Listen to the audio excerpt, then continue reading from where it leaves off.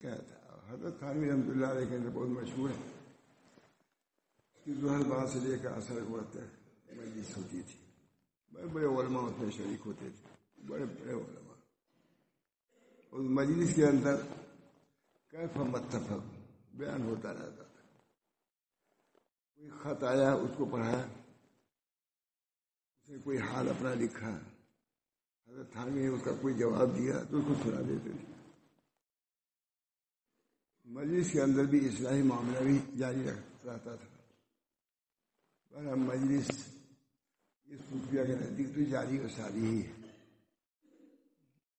اللہ تعالیٰ ہم سب لوگوں کو اس مجلس کو جاری کرنے کی بھی توفیق مرحمت فرمائے, جس میں عموماً طریقت کی باتیں ہوتی ہیں. حضرت تھانوی کے ہاں ہوتی تھی مجلس, بڑے بڑے علماء جاتے تھے. دیوبند سے مفتی محمد شفیع صاحب جاتے تھے برابر. تھانوی وغیرہ تو رہتے ہی تھے, ماں شاہ رسول اللہ صاحب یا ماں عبدالباری ندوی وغیرہ سب رہتے ہی تھے. ماں مناظر حسن صاحب, ماں عبدالماجد صاحب, سید سلمان ندوی. کوئی مجلس میں شرکت کر مجلس بات تھوڑی نہیں ہوتا تھا ہر کام میں, زیادہ تو مجلس ہی ہوتی تھی, اس میں شریک ہوتے تھے. اور بڑے علوم اس کے اندر ہے. جہاں سے ایک بہت بڑے عالم گئے, انہوں نے خود مولانا شاہ رسول اللہ صاحب سے کہا کہ مجلس میں جو ملفوظات بیان ہوتے تھے وہ نقل بھی ہے, چھپے بھی ہے. میں برابر ان کو سنتا ہے, دوسرے مسئلے کے تھے, میں ذرا برابر اس کو پڑھتا ہوں. بہت ہی مفید اور بصیرت افروز مضامین ہے. کوئی پڑھے تو جان سکتا ہے کہ عام طور سے وہ ملفوظات سننے میں نہیں آتے. ہمارے حضرت انہوں نے کہا ماں تھانوی نے کہ اللہ تعالیٰ کا فضل ہے کہ میں حضرت حاجی صاحب کے ملفوظات کو اپنے بعد میں لے آتا ہوں. میں نے کہا کیونکہ ان کے شیخ تھے, ان کے ملفوظات وہ اصطلاحی بھی نہیں تھی, لیکن شیخ سے محبت تھی, تعلق تھا, ان کو پہچانا تھا. اسی بنا پر حضرت تھانوی نہیں,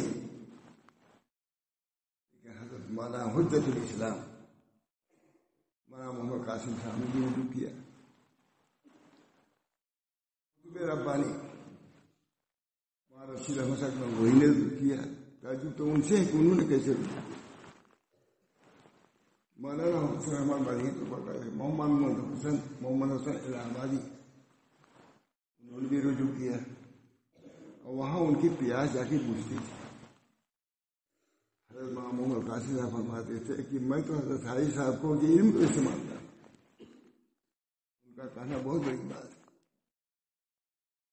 اس وجہ سے کہ حضرت حاجی صاحب کو نسبت باطنی حاصل تھی, جس کی بنا پر ان کو علم لدنی حاصل تھا. آتا ہے حدیثوں میں کہ جو شخص اپنی جانی ہوئی چیز پر عمل کرتا ہے تو اس کو اللہ تعالیٰ نہ جانی ہوئی چیز کا علم دیتے ہیں. حدیث ہوتے ہیں. میں تو مثال کہتا ہوں کہ ہمارے تمام علماء نے علم کیا, علامہ ہوئے. حاجی صاحب فرماتے ہیں کہ بھائی میں تو جو کچھ نہیں جانتا تھا لوگوں سے پوچھتا تھا اور پوچھ کے عمل کرتے تھے. تھانہ بھون کے خانقاہ میں ایک مولانا شیخ محمد صاحب کے محدث سے زبردست, جب وہاں گنگوہی سے تعلق ہوا, جب وہاں گنگوہی نے تعلق پیدا کیا حضرت حاجی صاحب سے, کہا دیکھو رشید احمد, ویسے آج شیخ محمد صاحب سے میں پوچھ کے مسئلہ عمل کیا کرتا تھا, اب تم آگے ہو تو تم سے پوچھ کے کروں گا. پہلے کون تھے؟ پیر بھائی تھے وہ. یہ کون تھے؟ شاگرد تھے. پیر مرید تھے, لیکن مجھ کو تم نے بنا لیا پیر, لیکن احکام شرعیہ کو تم سے پوچھ کر کے عمل کروں گا. معمولی یہ ہے جس نے مٹایا اپنا نام و نشان, اب تقلیم کا بنا سکتا ہے, مٹایا. پیر بھائی خود کہا کہ جب تک تم نہیں تھے اپنے پیر بھائی شیخ محمد سے پوچھ کر کے بیان عمل کرتا تھا. اب تم آ گیا ہو, میرے مرید ہو گئے ہو, تو تم سے پوچھ کے کرنا. دوستو کیا اس وجہ سے ان کو ضرورت تھی, اس علم کی ضرورت تھی, اس بنا پر چھوٹ گئے. ان حضرات کو اس علم کی ضرورت تھی, اس وجہ سے یہ بھی چھوٹ گئے. مولانا رشید احمد صاحب خود ربانی نہیں, فقہ میں امام تھے. مولانا رشید احمد قاضی صاحب معمولی آدمی نہیں تھے, ان کے سامنے کلیات سب پیش نظر سے چلے. ان کے پاس جزیات زیادہ. رشید احمد سب امام تھے اپنی جگہ پر, جمال العلم تھے, مگر حضرت حائی صاحب پر نہیں جھکتے. قاسم صاحب کہتے تھے کہ میں تو حضرت حائی صاحب کے علم کی وجہ سے جھکا ہوں. کیوں؟ اس وجہ سے کہ جو جانا اس پر عمل کیا, اس جاننے کے لیے پیر بھائی سے بھی خطاب کیا, رجوع کیا, اور اپنے مرید کی طرف رجوع کیا. جو نہیں جانا پوچھا, کس سے؟ پیر بھائی سے پوچھا, اپنے مرید سے پوچھا. جانتے جانتے کیا ہوا؟ حدیث میں آتا ہے جو شخص جانی ہوئی چیز پر عمل کرتا ہے, نہ جانی ہوئی چیز پر عمل کرتا ہے, اللہ تعالیٰ نہ جانے والا علم اس کو دیتے ہیں. حضرت حائی صاحب کو نہ جانے والا علم اللہ تعالیٰ خم کے ذریعہ ضرور آئے قوت. انہوں نے عمل کے ذریعے سے وہ سوچا جو سمندر سے نبی صلی اللہ علیہ وسلم سے چلا رہا تھا, اسے جوڑ دیا. خم کے ذریعہ ضرور آئے قوت پیش اوجے ہوں رہا بادو نے حد. جس مٹکے کا راستہ سمندر سے ہو جائے اس کے اندر پانی کمی ہوگی. حائی صاحب کا تعلق اللہ سے. مولانا قاسم صاحب کا جھگڑا معمولی بات, مولانا رشید احمد صاحب گنگوہی کا جھگڑا معمولی بات, مولانا تھانوی کا جھگڑا 6 مہینے آ کر کے رہے. جو کتاب میں لے آیا ہوں سنانے نہیں موقع ملا. تھانوی حضرت حائی صاحب کے خدمت میں تھے. شیخ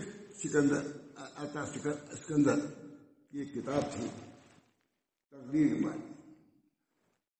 تھانوی سے آگے کہا کہ اشرف علی اس کا تم ترجمہ کر دو. کہاں تھے؟ مکے میں تھے.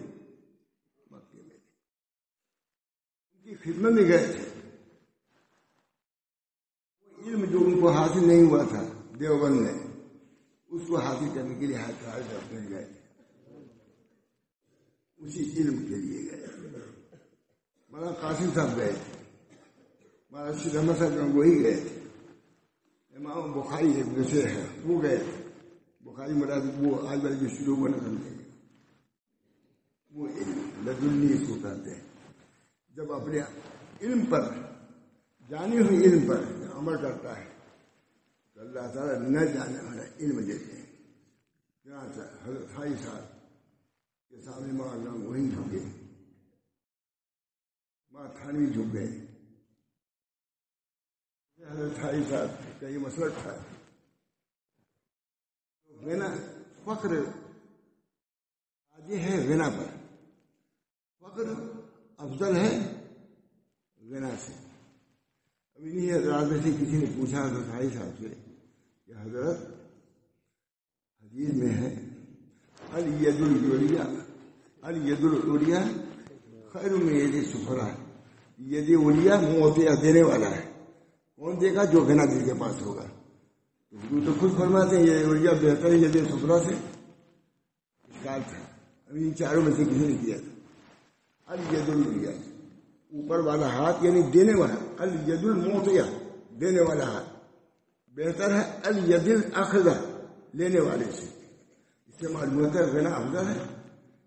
فرمایا کہ نہیں, الید العلیٰ وہ مائل ہے کسی طرف دے رہا ہے, فخر کی طرف مائل ہے.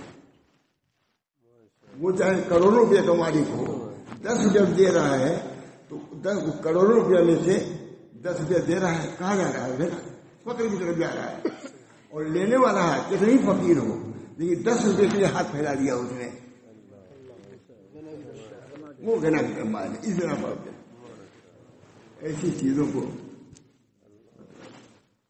مسئلہ تھا. کہ صبر زیادہ بہتر ہے شکر سے بہتر تھا. ایک آدمی آیا بہت سخت بیمار، بہت سخت بیماری میں، بالکل میرے ذہن یہ مسئلہ نہیں تھا، آپ لوگوں سے آ گیا،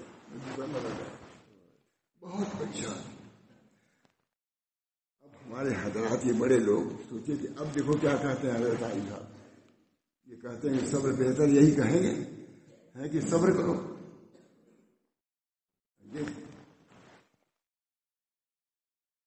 منتظر تھے حضرت علی صاحب بہت پریشان ہے. دعا کی اے اللہ، یہ بیماری بھی نعمت ہے اور صحت بھی نعمت ہے، دونوں نعمت ہے، مگر یہ کمزور ہے. نعمتیں بیماری کو برداشت نہیں کر پا رہا ہے، اس وجہ سے نعمت صحت اس کو بدل دی ہے. یہ علم معمولی علم نہیں ہے. بھائی صاحب جب قاسم صاحب کے پیر ہوں گے تو کوئی علم بھی رکھیں گے تب ہوں گے حجت الاسلام. اس جگہ پر جب باطن کی طرف گئے کوئی ان کا کچھ نہیں. حضرت نور محمد صاحب جنجانی بھی تعلق تھا، وہ بھی ایک مکتب کے مدرس تھے، لیکن جھک گئے ان کے سامنے، دے دیا دولت، ان کو علم کی دولت دے دی. حضرت سید احمد صاحب بریلوی جو تشریف لے جانے لگے جہاد کے لیے، شاہ عبدالرحیم صاحب نے کہا کہ حضرت میں بھی چلوں گا. نہیں بھائی، ابھی آپ کا ایک سلسلہ ہے، چشتیہ سلسلہ ہے، چلیں گے شہید ہو جائیں گے تو ختم ہو جائے گا. کہا نہیں، میرا دل تو چاہتا ہے چل، کیونکہ مجھے تو نماز پڑھنے کو ڈھنگ نہیں تھا، آپ نے سکھایا، اسی میں سلسلہ تھا تو نہیں آیا.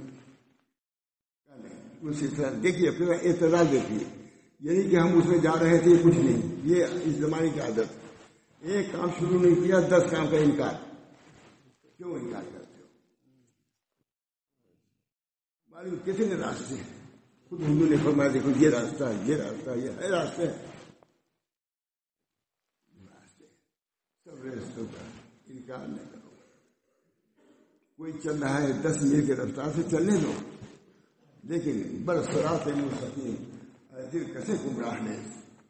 صراط مستقیم پر چاہے 10 میل کی رفتار سے جا رہا ہے وہ گمراہ نہیں ہے، جو 1000 میل کی طرف جا رہا ہے وہ بھی گمراہ نہیں ہے، اور جو 10 میل کے راستے ہے وہ بھی گمراہ نہیں ہے.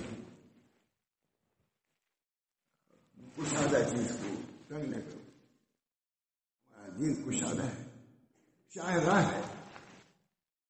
جب کرایا گیا وہاں کی سبق دیکھا، چوری چوری سڑک.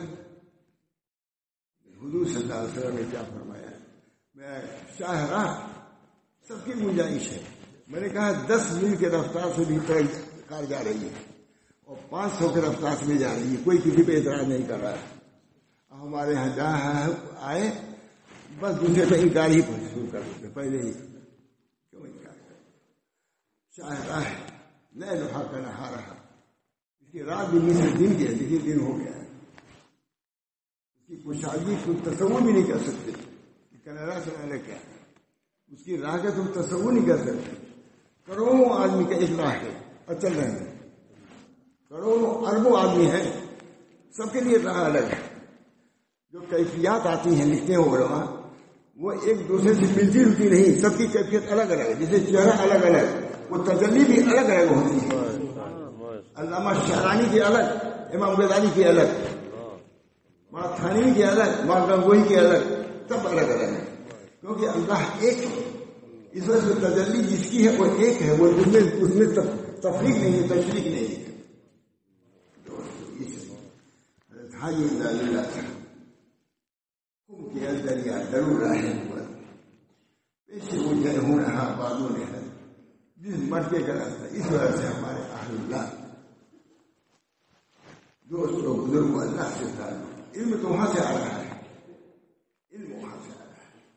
اس وجہ سے اس علم کی طرح متوجہ اس راہ کی طرف ہے اللہ، جو ہم نہیں جانتے اس کو دیجیے. یہ سبھی نے اختیار کیا ہے. علامہ میں تیمیہ کو جب کوئی چیز ہوتی تھی جنگل میں جاتے تھے، روتے تھے، پریشانی سے کہتے ہیں اللہ اس علم کے لیے میں آیا ہوں، جس علم کو فرا فرا کو دیا مجھ کو بھی عطا فرمائیے. علم تو وہ ہے حضرت حاجی امام گنگوئی امام سب اردو ہوتے تھے، اللہ کی طرف اردو ہوتے تھے. بارہ میرے وہ شاعر ہے وہی اس میں نئے دوہا کر رہا ہے. اس بنا پر جو جیسے چل رہا ہے چلنے دو، صراط مستقیم ہونا چاہیے. وہاں یہ کہہ نہیں کہ تیزی سے آؤ. اس بنا پر جو چل رہا ہے چلنے دو، اعتراض نہ کرو. اللہ تعالیٰ ہم سب لوگوں کو راہ راست رکھے اور اپنے شریعت کی قدر بتائیں. بہت کچھ آدھا شریعت ہے، بہت کچھ آدھا یہ دین ہے، سب کی گنجائش ہے. کہتے ہیں توبہ، کہتے ہیں کہ اگر 100 بار اگر توبہ سے کرتی بات یہ درگاہ ماں درگاہ لو بھی دے دے 100 بار اگر توبہ سے کرتی بات اگر قبر و بت پرستی بات ہے.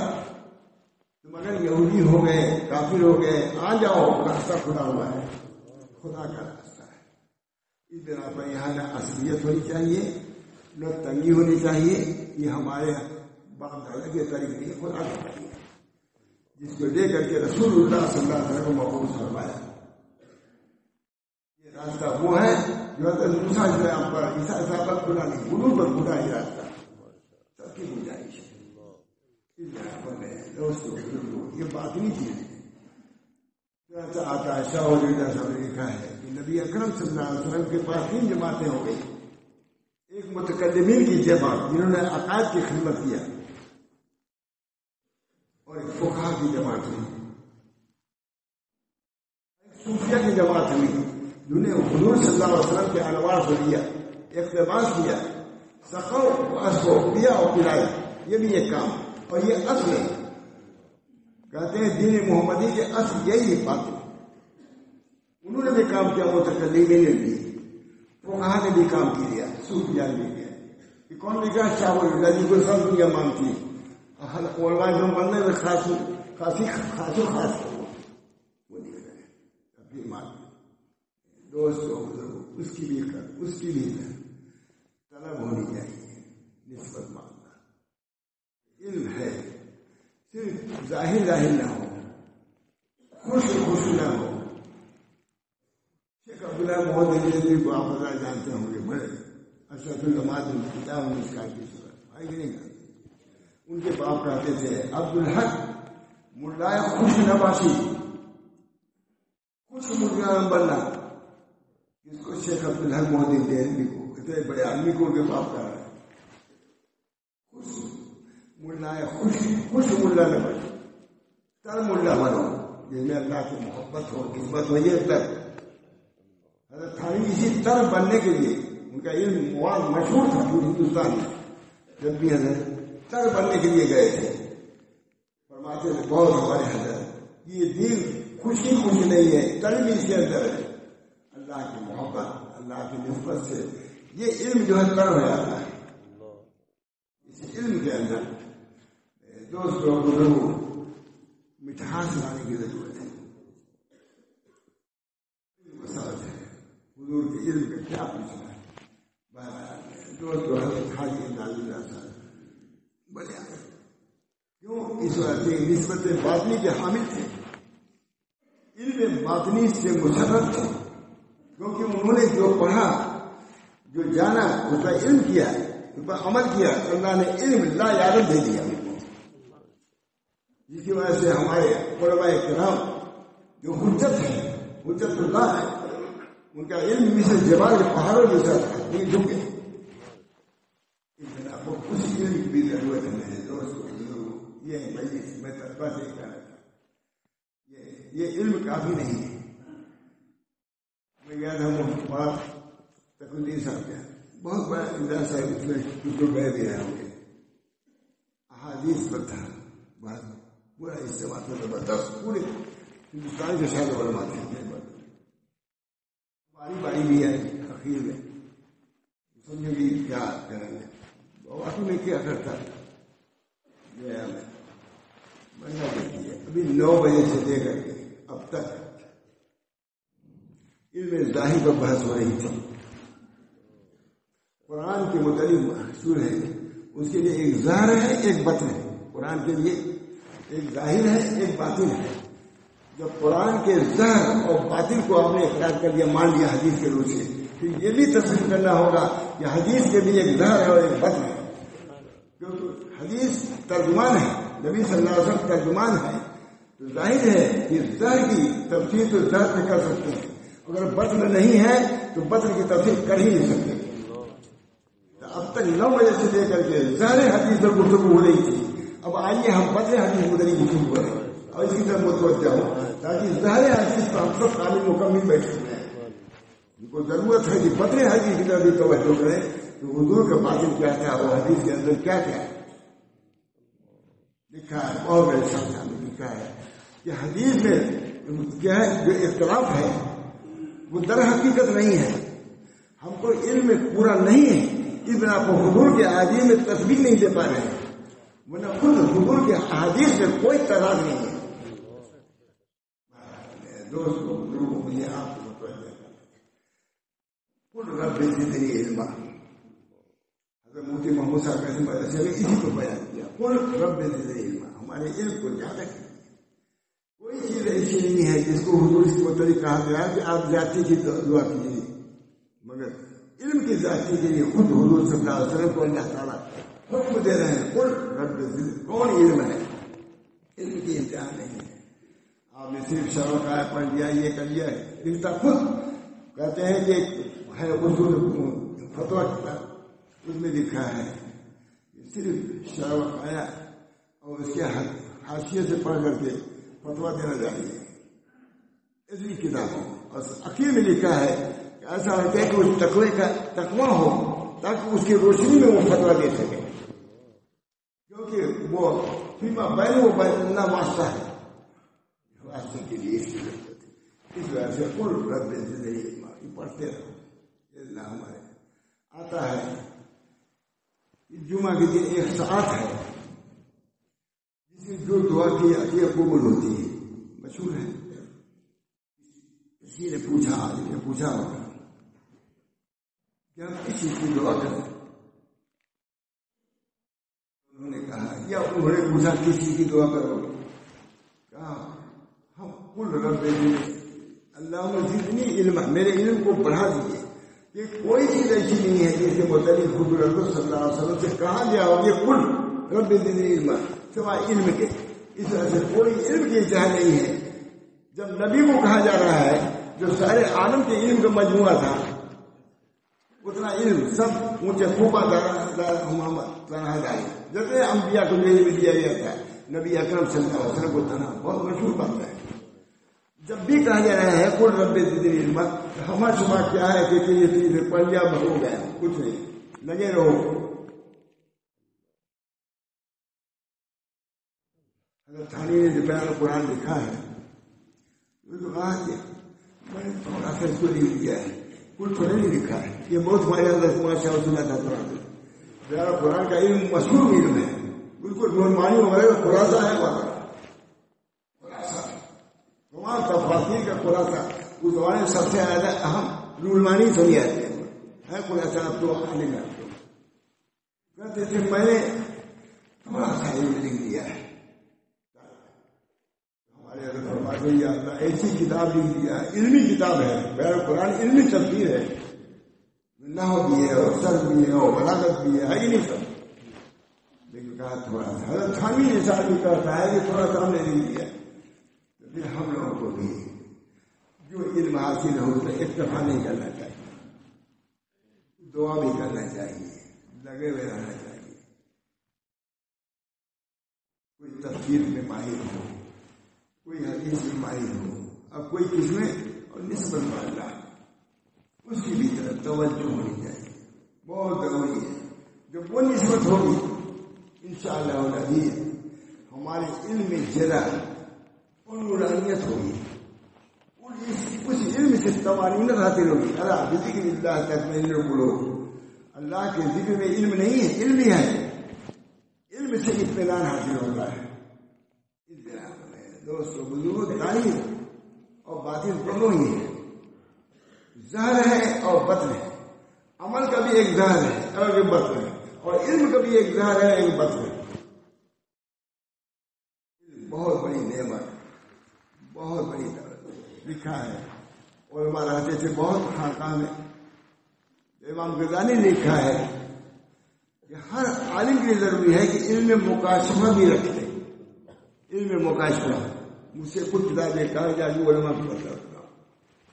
کہا علم مکاشفہ یہ بھی ضروری ہے، مجھے کچھ جاننا چاہیے. نہ جاننے میں خطرہ ہے، اور کم سے کم اس کا یہ ہے کہ جاننے والوں کا اعتراف کرے. نہ جاننے والوں کا کم سے کم اعتراف کرے. اللہ تعالیٰ نے بہت بڑی دولت عطا فرمائی امت محمدیہ. کیسے کیسے علماء ہوئے ہیں. خود نبی اکرم صلی اللہ علیہ وسلم تو کیسا، لیکن اس کے لیے دوستوں تقویٰ کی ضرورت ہے، معاصی سے بچنے کی ضرورت ہے. شروع سے بچوں کو ہم لوگ پڑھے گئے ماشاء اللہ. جو کوئی آتا تھا دیکھو بھائی یہاں کوئی گناہ مت رکھ، علم کا فیض ختم ہو جائے گا. کم سے کم یہاں گناہ ہے، ذکر کرنے میں کمی ہو جاتی، بہت کچھ نہیں گناہ. اللہ تعالیٰ سے تعلق نسبت ان کے لیے ضرورت ہے. میرے دوستوں ادھر توجہ بھی تو کم سے اقرار تو ہو، کم سے کم اس کا اعتراف تو ہو. اس جگہ پر اس علم جو آپ لگے ہوئے ہیں، اب کیا تفصیل بیان کیا جائے، لگے ہوئے ہیں، یہ بہت بڑی نعمت ہے. لا یلہمہ الا السعداء، سودا ہی اس کا الہام کیے جاتے ہیں تو کو نہیں لے آئے گا. اب دیکھتے ہیں کسی ایسی تنخواہ کسی سمجھ آئیے من کا نہیں من لگ گیا. یہ تم کو علم ہے بہت کچھ، اللہ کا یہ علم ہے. قرآن تم عربی پڑھتے ہو اتنا بڑا فرق ہے. ہماری زبان پر اللہ کا کلام ہے، کتنا بڑا فرق ہے. اس بنا پر اللہ تعالیٰ کی اس نعمت پر شکر ادا کرو کہ اللہ نے ہم کو اس سلسلے میں رکھا ہے. کن عالمن او متعلمن او مستمعن او ملحقنی، عالم بن جاؤ، متعلم بن جاؤ یا عالم بن جاؤ، سننے والے بن جاؤ، ان سے محبت کرنے والے بن جاؤ. پانچویں جماعت میں نہ جانا. یہ جو آپ کو نعمت حاصل ہے یہ بہت بڑی نعمت ہے. اس کی کیا میں تفصیل تو میں رک گیا کیونکہ بہت طویل بات. اس وجہ سے جو کچھ آپ حاصل کر رہے ہیں اس کی کوئی حد نہیں ہے. چیز پڑھ رہے ہو کوئی حد نہیں، تو غور خور کرو، نکات ملیں گے. کوئی یہ نہیں کر سکتا کہ علم قرآن ختم ہو گیا، نہیں. لا کبھی عجائب ہو، عجائب اس کے کبھی نہیں ہو.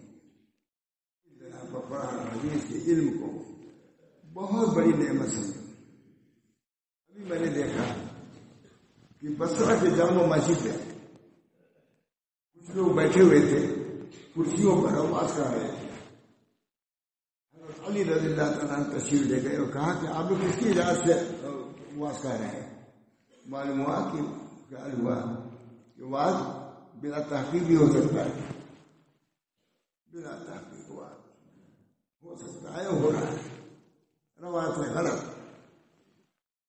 حضرت بالا ہم رحمت سے آدمی جلسے میں شہر مسلمین ہم لوگ لے گئے. کہا بھائی 3 منٹ میں تقریر کیا. کہا روایت حدیث بغیر سرف کے بیان کرو، کم سے کم صحابی کا ضرور نام رکھو، بڑے اختلاف پیدا انتظار پیدا ہو جائے گا.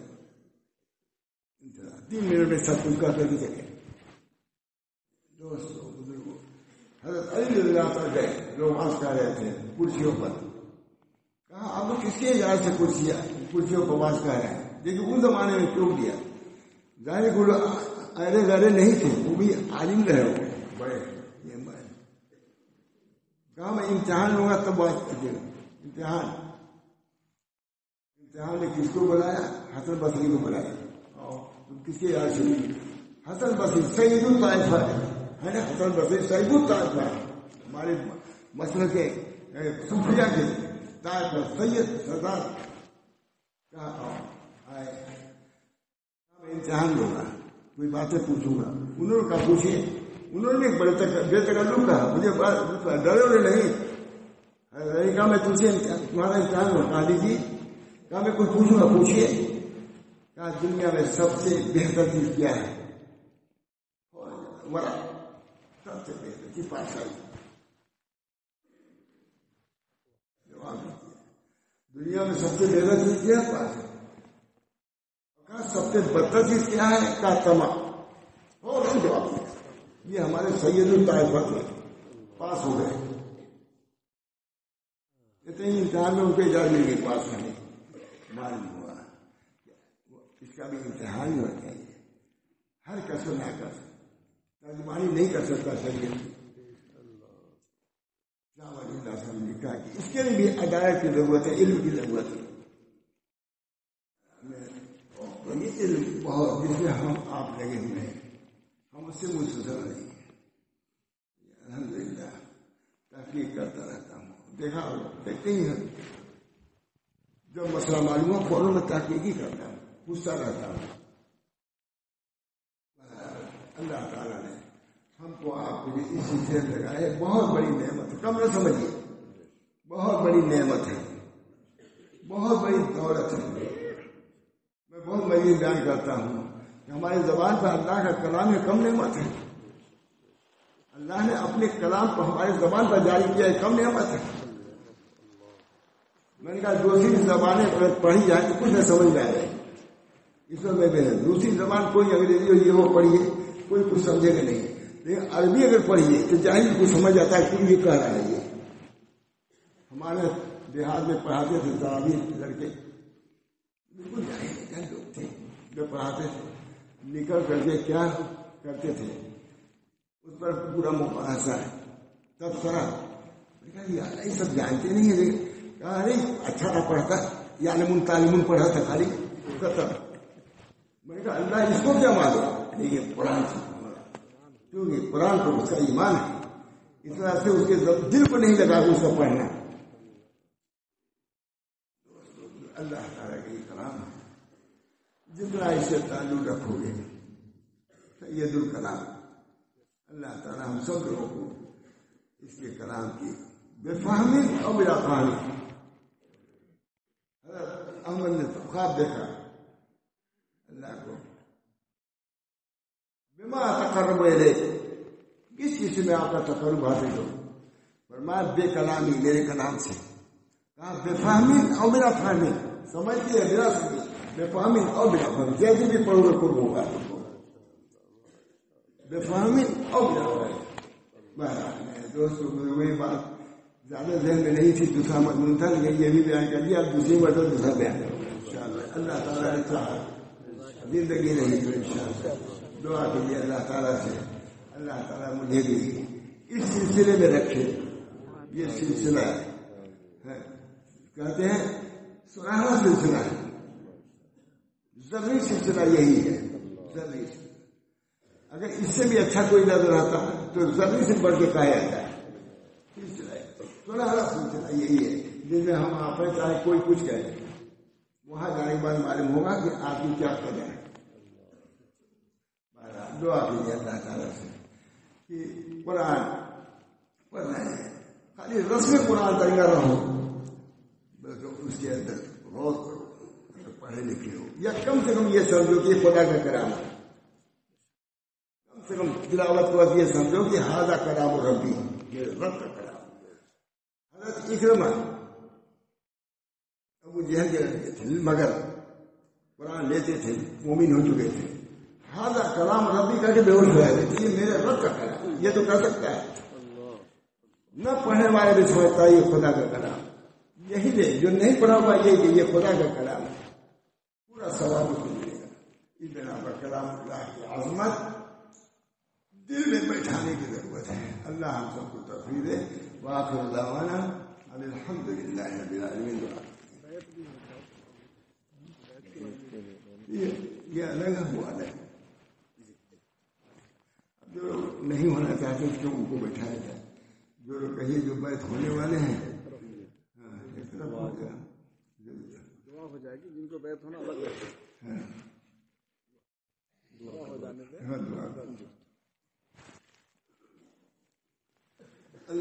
وجل القرآن ربی قلبی وجلا ذکری وذہاب، قرآن کو ہمارے سینوں کے باہر بنا دیا، جتنی پریشانیاں اس کو دور کرنے کا ذریعہ بنا دیا۔ قرآن میں علم بھی ہے، عمل بھی ہے اور شفا بھی ہے۔ کتنی آیتیں ہیں، کتنی صورتیں ہیں جو شفا کا باعث ہے، پریشانیوں کو دور کرنے کی باعث ہے۔ ہم کو قرآن کی طرف متوجہ ہونا ہے اور اسے اپنے ہر مسئلے کو حل کرنا ہے۔ اللہ تعالیٰ ہم سب کو توفیق دے کہ ہم قرآن پاک سے تعلق رکھیں، کم سے کم تلاوت ذکر، اگر ہو سکے تو کسی عالم سے ترجمہ بھی پڑھنے تو بہتر ہے۔ اچھا ہے کہ ہے قرآن کیا ہے، ہاذا کلام ربی، میرے رب کا کلام ہے، کچھ تو سمجھو۔ یہ مکتوب رب العالمین ہے، امام غزالی لکھتے ہیں ہاذا مکتوب رب العالمین، رب العالمین کا مکتوب ہے۔ جب کسی کے پاس خط آتا ہے تو ادھر ادھر پڑھواتا ہے کہ حاشیہ بھی دیکھو، اور خدا کا کلام موجود ہے، تم کافی پڑھے ہوئے ہو۔ ہاذا کلام ربی، میرے رب کا کلام ہے۔ اللہ تعالیٰ ہم سب کو توفیق دے کہ کلام اللہ سے صحیح تعلق رکھیں اور اس کے حق کو ادا کرنے کی صحیح کریں۔ اللہ تعالیٰ ہم سب کو اس کی توفیق دے۔ وآخر دعوانا ان الحمد للہ رب العالمین۔